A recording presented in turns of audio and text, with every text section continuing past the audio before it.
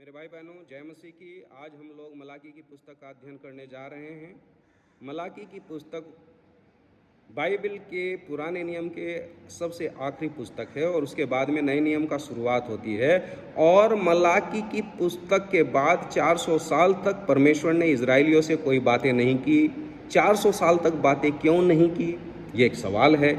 400 साल के बाद जब बातें की तो क्या बातें की, बाइबल बताती है। मत्ती के अंदर 3 बार परमेश्वर ने अपने पुत्र यीशु के बारे में गवाही दी और कहा, यह मेरा प्रिय पुत्र है, इसकी सुनो। मेरे भाई बहनों, 400 साल तक क्यों बातें नहीं की? अगर आप पुराने नियम में उत्पत्ति की पुस्तक को पढ़ते हैं तो अब्राहम से परमेश्वर ने बातें की।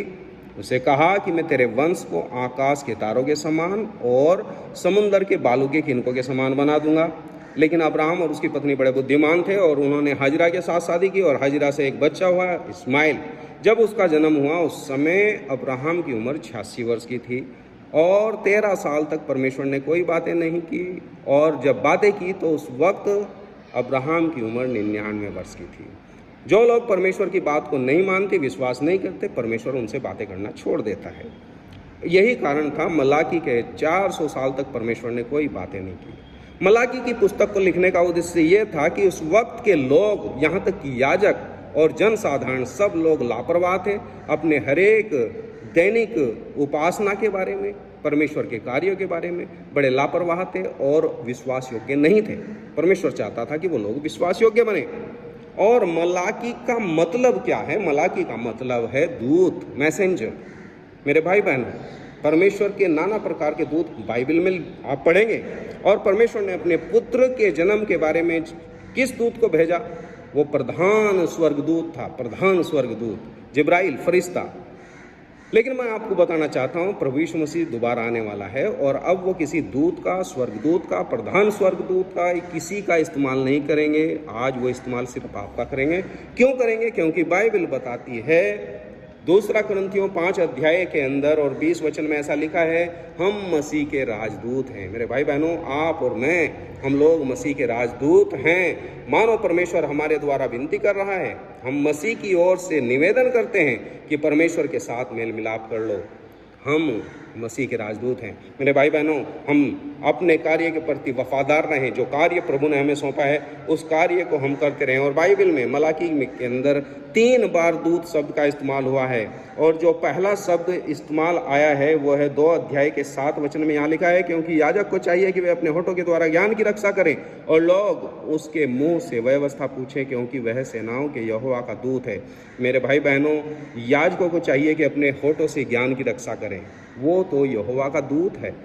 हम परमेश्वर के दूत हैं। हमें होठों के द्वारा ज्ञान की रक्षा करनी है, सत्य वचन का प्रचार करना है, झूठ का प्रचार नहीं करना। आज के युग में झूठे प्रचारक, झूठे दूत बहुत हैं, लेकिन आपको और मुझे अपने होठों के द्वारा ज्ञान की रक्षा करनी है, ना कि मूर्खता का बखान करना है, झूठ का बखान करना है। और आगे हम पढ़ते हैं, ये दूत शब्द आया है 3 अध्याय के पहले वचन में। यहाँ लिखा है, देखो मैं अपने दूत को भेजता हूँ, वह मार्ग को मेरे आगे सुधारेगा। और प्रभु जिसे तुम ढूंढते हो वह अचानक अपने मंदिर में आ जाएगा। हाँ, वाचा का वह दूत जिसे तुम चाहते हो सुनो वह आता है। बाइबल में यहाँ 2 बार दूत शब्द आया है और बाइबल बताती है कि मैं अपने दूत भेजता हूँ जो मार्ग को सुधारेगा। मेरे भाई बहनों, अगर हम परमेश्वर के दूत हैं तो हमारा मुख्य जिम्मेदारी है कि हम मार्गों को सुधारें, ना कि मार्गों को बिगाड़ें।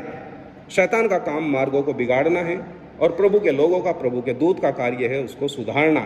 एक बार की बात है, पौलुस जब प्रभु का प्रचार करता था तो एक दुष्टात्माग्रस्त आदमी उसके पीछे पड़ गया और उससे किस तरीके से पौलुस ने बातें की। प्रेरितों के काम 13 अध्याय के 10 वचन में ऐसा लिखा है, हे सारे कपट और सब चतुराई से भरे हुए शैतान की संतान, सकल धर्म के बैरी, क्या तू प्रभु के सीधे मार्ग को टेढ़ा करना न छोड़ेगा?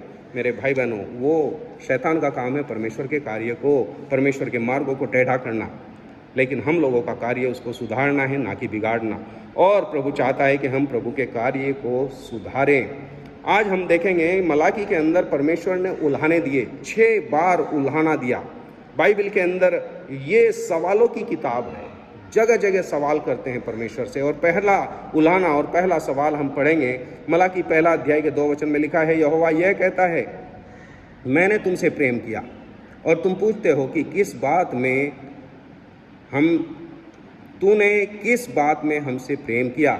मेरे भाई बहन ये सवाल पूछते थे, किस बात में प्रेम किया। फिर परमेश्वर जवाब देते हैं कि मैंने याकूब को प्रिय और एसाव को अप्रिय जाना।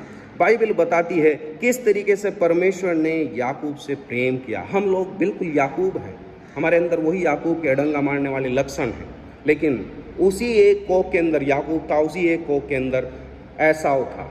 प्रभु की स्तुति हो, उसने आप जैसे मेरे जैसे नालायक लोगों से प्रेम किया। प्रभु की स्तुति हो। दूसरा सवाल और 6 वचन में लिखा है, पुत्र पिता का और दास स्वामी का आदर करता है।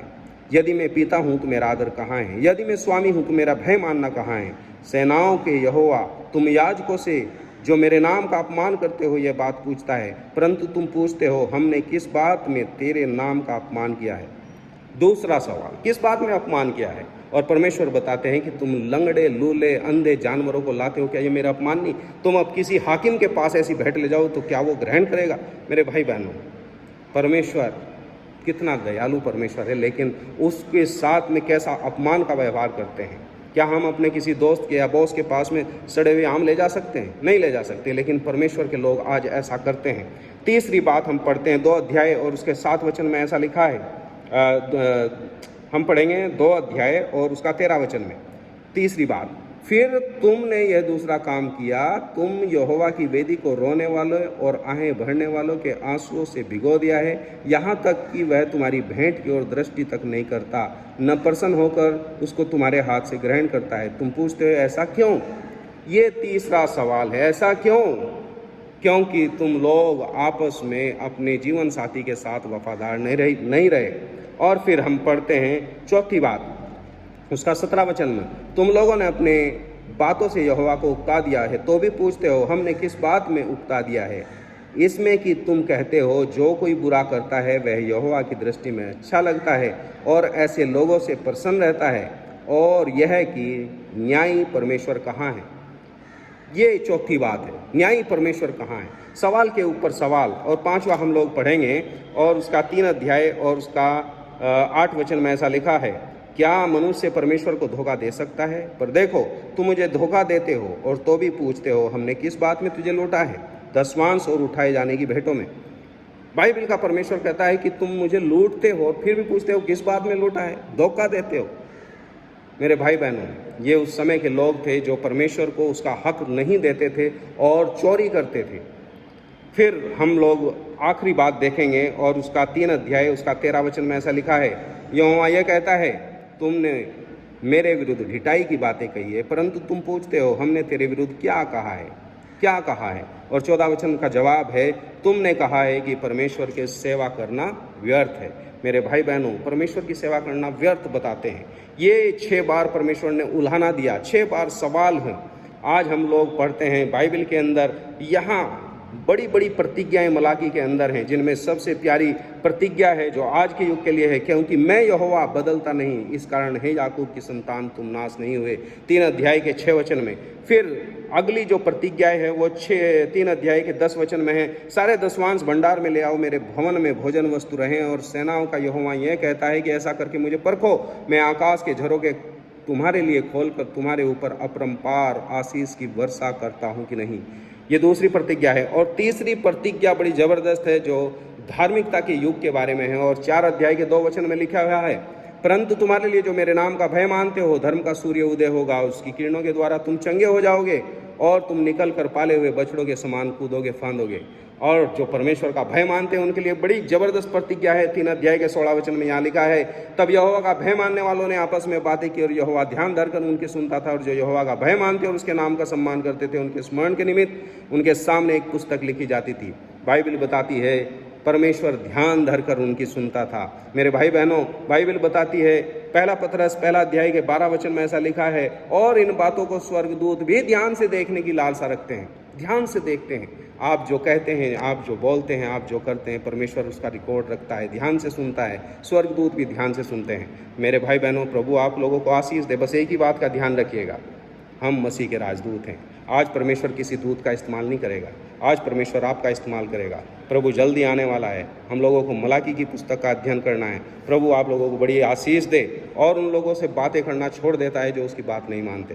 प्रभु आशीष दे।